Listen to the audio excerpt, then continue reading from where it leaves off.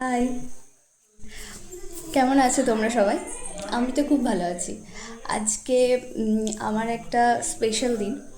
আম, জানো, যারা ফলোয়ার্স আছো, যারা নন ফলোয়ার্স আছো, আমার ফ্রেন্ডে আছো, তারা সবাই জানো যে আজকে আমার অ্যানিভার্সারি, ফার্স্ট অ্যানিভার্সারি। তো সেরকম বড় কিছু করছি না, কারণ হচ্ছে আমরা এখন যাচ্ছি মানালি কিছুদিন পরই।